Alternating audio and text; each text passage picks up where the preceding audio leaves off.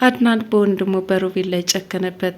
ስለ ሳራ የሚያውቀውን ነገር እንዲናገር ሽጉጡን እላዩ ላይ በመደቀን እንዲናዘዝ ቢያደርገውም ሮቤል ግን ለመናገር ፈቃደኛ አይደለም። በቃ የማውቀው ነገር የለም፣ እንደ አበሳ ከተቆጠረ እኔና ልሆና በአንድ ተኝተን ስላገኘህ ቅናት ስለያዘ እንጂ በፍጹም ሌላ የተሳሳተ ነገር አላደረግኩም። ይህን ደግሞ ያደረግኩት ልሆና ራሷ ስለወደደችኝና ፈቃደኛ ስለሆነች ነበረ። አስገድጅም ወደዚህ እርምጃ አልገባውም በማለት ሸመጠጠ። እጆቹና እግሮቹ አፉም እንዳይናገር ተይዞ በብዙ ነገር እየተስፈራራ ስለ ሳራ እንዲለፈልፍና የሰራውን ወንጀል ሁሉ በሙሉ እንዲናዘዝ ለማድረግ ቢሞክርም አድናን ጥረት ግን በፍጹም ሊሳካ አልቻለም። መቼም ክፉ ሰዎች ይዘው ወደ ገደል ነው የሚጨምሩትና አድናንን ወንጀለኛ አድርጎታል። ለማንኛውም በዛሬው ክፍል እጅግ በጣም የሚያሳዝኑ ነገሮች በልወና ድራማ ተከታትለናል። ልወና ድራማ ክፍል 22። እስኪ የባለፈው ክፍል ጀምረን ዛሬም ቀሪዎችንም እንዳስሳለን። በባለፈው ክፍል እንደተመለከትነው አድናን ሮቤልን ወደ ሆነ ቦታ ወስዶታል፣ አግቶታል። ሳራን ምንድነው ያደረካት በማለት እያስጨነቀው ነው። ሳራን የታደረስካት በማለት እያስጨነቀው ነው። ሮቤል ስለ ሳራ ምንም የማውቀው ነገር የለም፣ እባክህ ወንድሜ ያታሰቀኝ፣ ያው ከልወና ጋር ስላየን ነው እንደዚህ በቅናት ተነሳስተው ወደዚህ ጨለማ ክፍል ያመጣኸኝ፣ ለምንድነው በወንድሜ የጨከንከው እያለ እያለቀሰ ነው። ሆኖም አሁንም እውነታውን እንዲናገር በላይ በላዩ እየደበደበው ቢሆንም ሮቤል ግን ከመሸምጠጥ ውጭ ምንም አንዳች አዲስ ነገር መናገር አልቻለም። ሌላኛው የሮቤልን መጥፋት ተከትሎ ሚራ መኝታ ክፍሉን ስታይ ዊልቸሩን ብቻ አገኘችው። ዊልቸሩ ብቻ ነው። ሮቤል የት ሄደ? አድናን ወደሆነ ቦታ እንደወሰደውም ተጠራጠረች። ጉድ ፈላ። እውነትም ሮቤል ላይ ዘምቶበታል ማለት ነው። አድናን የሆነ ነገር አድርጎታል። ይህ ከሆነ ደግሞ አለቀልኝ ያለች በጣም ፍርሃት ውስጥ ገብታለች። ታዲያ እንዲህ የመኝታ ክፍል ሆነ ሳሎን የተለያዩ ቦታዎችን አሰሰች። ሮቤልን እንዲህ በቀላሉ ልታገኘው አልቻለችም። በቃ አድናን ወስዶታል በማለት ድምዳሜ ላይ ገባች። እንዲህ እየተጨናነቀች በነበረችበት ሰዓት ወዲያውኑ አድናን ወደ ቤት ይመጣል። አድናን ሮቤል እኮ ጠፍቷል፣ የት ሄዶ ነው አለችው። የአድናን አመጣጥ ግን ሽጉጡን ለመውሰድ ነበረ። ምክንያቱም ስለ ሳራ መናገር ስላልቻለና በዚህ ሽጉጥ ባስፈራራው ምናልባትም የጣለበትን ወይም ደግሞ በሳራ እንዳች ተንኳል ከሰራም ላስለፈልፈው እችላለሁ በማለት ነበረ። ሚራ በበኩሏ ከአድናን አጠገብ አሁንም ፍቅር ለመጫወት እየሞከረች ነው። ይሁን እንጂ አድናን ዓይንሽን ላፈር፣ ክፍሉን ለቀሽ ውጭልኝ፣ አንቺን ማየት አልፈልግም ብሏታል። ሆኖም በዚህ ሁኔታ እባክህ ነፍሰ ጡር እኮ ነኝ እያለች መንኮባሸሽ ፈልጋ ነበረ። እዚህ እያመካኘች እሱን ልታባብለው እንደፈለገችም ስላወቀባት፣ ሆኖም ከዚህ በኋላ ምንም ነገር እንዳትናገሪ ሲል ማመነጫጭቆ ክፍሉን ለቃ እንድትወጣለት ያደርጋታል። እሱ ወደሆኑ ሽጉጡን ፍለጋ ይገባል።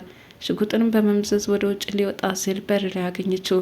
ሮቤል እኮ ጠፍቷል፣ በጣም እያስጨነቀኝ ነው በማለት ለአድናን ነገረችው። ስለ ሮቤል መጥፋት በዚህ ሰዓት ምንም አይመለከተኝም፣ ከፈለገ ገደል መግባት ይችላል በማለትም የሚያናድድ መልስ ይመለስላታል። ምን ማለት ነው? ወንድም አይደለም እንዴ? ይሁልህ ክፍሉን እየውና ዊልቸሩ ብቻ ነው አለችው። የክፍልም ገብቶ ዊልቸሩ መኖሩን ለሷ ለማስመሰል ሲል ገብቶም ተመለከተ። አዎ በትክክል ዊልቸሩ አለ። ስለዚህ ዊልቸሩ አለ ማለት ሮቤል እያስመሰለ እንጂ ቆሞ መራመድ ይችላል ሲላል ለሚራ ይነግራታል። ሚራ በፍጹም ሮቤል ቆሞ መራመድ አይችልም፣ ለዛም ነው ያሳዘነኝ፣ እባክን የት እንደሄደ ፈልገው አድናን አለችው። እሷም ምን አንጨረጨረች? ትወጇዋለሽ እንዴ ወይስ ፍቅረኛሽ ነው? ስለሱ አይመለከተኝም፣ ሁለተኛ አታንሽብኝ ብዬሻለው በማለትም ሽጉጥን እያስተካከለ ወደ ሮቤል ለመሄድ እየተጣደፈ ነው። ስለፊቱ ቆማ መንገድ አለቅለት ብትል ለማንኛውም አሁን እባክሽን ከፊቴ ዞር በይልኝ ሲል አመነጫጨቃት። ልወና በበኩሏ አድናን የት ሄደ እያለች ነበረ ከአንድ ክፍል ዘግታ። ሆኖም ወዲያውኑ ወደ እሷም ይሄዳል። የት ሄደ ነው አለችው። እሱም የሆነ ስራ ቦታ እንደሄደ ይነግራታል። አሁንም ወጣ ብዬ ልመለስ ነውና ጠብቂ በማለት ተሰናብቷት ይሄዳል። ይህኔ ሽጉጡን ይዞ መሄዱን ተከትሎ ሚራ ወደ መኝታ ክፍል በመግባት ሽጉጡን ማፈላለግ ጀመረች። ሆኖም ይህ ሽጉጥ ከቁም ሳጥኑ ወይም ደግሞ ከተቀመጠበት ኮሜድኖ አላገኘችውም። ስለዚህ ሮቤልን ሊገድለው ነው ማለት ነው የሄደው በማለትም ሉሃናን እባክሽን አሁኑኑ ደውይ፣ የሮቤል ሕይወት ሊያልፍ ነው፣ አድናን በጣም ስሜታዊ ሆኖ ተናዷል፣ ስለዚህ ችግር ከመፈጠሩ በፊት እባክሽን አሁኑኑ ደውይልኝ ያለችም እየተርመጠመጠች ነው። ይህንን ሊያደርግ አይችልም፣ እባክሽን ሚራ ተረጋጊ በማለት ለማረጋጋት ብትሞክርም ሚራ እባክሽን አልጋ ላይ እኔና ሮቤልን አይቶናል። ከዛ በኋላ ጸባዩ በጣም ነው የተቀያየረብናል። ደግሞ ከተነሳበት ሰይጣን ነው። እባክሽን አሁኑን ፍጠኝ ያለች ወደሆኑ እንድትደውልና ከሮቤል ላይ የሚወስደውን እርምጃ እንዲያቆምም ጥረት በማድረግ ላይ ናት። ሉሆና ደውይልኝ በተባለችው መሰረት ወዲያውኑ ለአድናን ስልክ ደወለች። አድናንም ስልኩን አነሳ። ታዲያ ስልክ እያወራ በነበረበት ሰዓት ሮቤል እባክሽን ሉሆና የኔ ፍቅር ድረሽልኝ በማለት መጨቃጨቅ ጀምሯል። የሮቤልን ድምጽ የሰማችው ሉሆናም በእርግጥም ሮቤልን እያሰቃየው ነው ማለት ነው፣ ከአድናን ጋር ነው በማለትም ለሚራ ነገረቻት። በቃ ይገድለዋል አለቀልን አለች። እና አልጋ ላይ እጅ ከፈንጅ ይዞች ነው እንዲህ በድፍረት ፊቱ ላይ የቆምሽው በማለት ሚራን ጠይቀቻት። እኔና አንቺ አሁን የምንወያይበት ወይም ደግሞ ስለዚህ ጉዳይ አንስተን የምንጨቃጨቅበት ነገር አይደለም። ይልቁንስ አሁን የሮቤል ሕይወት መትረፍ አለበት። በጣም ነው የምወደው፣ ካለ ሮቤል ሕይወቴ ባዶ ነው ስትል ለሉሆና ነገረቻት። ሉሆናም ይህኔ እና የምትወጂው ከሆነ ለምን ሽባ ሆኖ እንዲቀመጥ አደረግሽው? በጣም ጨካኝ ነሽ ስትልም ሰደበቻት። ሚራም ታዲያ ሮቤል ጤነኛ ከሆነና እግሮችን መንቀሳቀስ ከቻሉ ሌላ ቦታ መሄድ ስለሚያስችለው ነው። ለዚህም የራሴ ወይም የግሌ አድርጌው ዘመኔን ህይወቴን ከሱ ጋር መግፋት ስለምፈልግ ነበረ ሆን ብዬ ያደረግኩት ስትል ለሉሆና ነግራታለች። በጣም የሚያስገርም ነው። ለአድናን የደወለችው ሉሆና ምን እያደረግክ ነው ስትለው የኔ ፍቅር ስራ ላይ ነኝ፣ ስራዬን ጨርሼ ይመጣለሁኝ፣ እናም እስከዛ ድረስ ተረጋጊ በማለትም ወዲያውኑ ስልኩን ይዘጋል። ታዲያ ሽጉጡን ከሮቤል ላይ ደቅኖበት ስለ ሳራ የምታውቀውን ነገር ተናገር፣ የት ነው ያደረስካት እያለ የሚያስጨንቀው ገብቷል። ሮቤል ግን እውነታውን ሸመጠጠ። እባክህን አድናን፣ ሳራ ምንም ነገር የማውቀው ነገር የለም፣ ይልቁንስ ከሉሆና ጋር አብረህ ስላየኝ በቅናት ተነሳስተ ነው እንጂ ሳራማ ከጠፋች ስንት ዘመኗ፣ ደግሞስ ምን የማውቀው ነገር አለ?